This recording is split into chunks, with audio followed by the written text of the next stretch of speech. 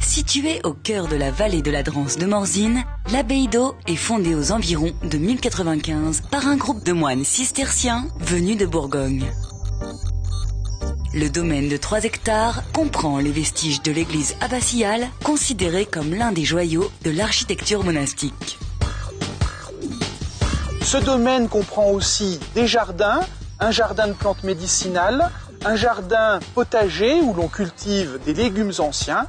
Et ce domaine se visite aussi par son centre d'interprétation, 600 mètres carrés d'exposition qui sont consacrés à la vie quotidienne des moines au Moyen-Âge. Le renouveau du site est assez récent, hein.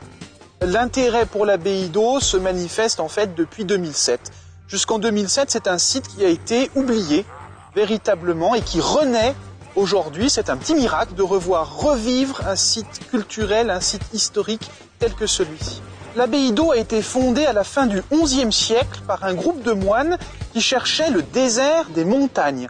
Ces gens voulaient vivre d'une manière très stricte leur vie de moine et ils ont trouvé ici, dans cette vallée d'Eau, le site idéal pour mener à bien cette vie particulière. L'abbaye s'est par la suite développée jusqu'à régner sur plusieurs dizaines de milliers d'hectares de terre. C'est une seigneurie ecclésiastique qui, au Moyen-Âge, règne sur une bonne partie de la Savoie du Nord. Les moines partent en 1793, chassés par les Français, et en 1823, les habitants du village de Saint-Jean-d'Eau décident de venir détruire l'abbaye d'Eau pour aller reconstruire à 2 km leur église paroissiale. C'est la raison pour laquelle il ne reste aujourd'hui de l'abbaye d'Eau que des vestiges. Magnifiques, mais des vestiges.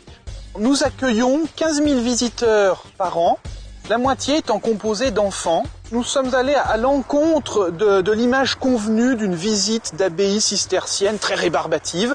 Et au contraire, une visite à l'abbaye d'Eau, elle se fait en famille. On sait qu'on va y passer un bon moment, on va stimuler les sens, on va sentir, on va toucher, on va écouter.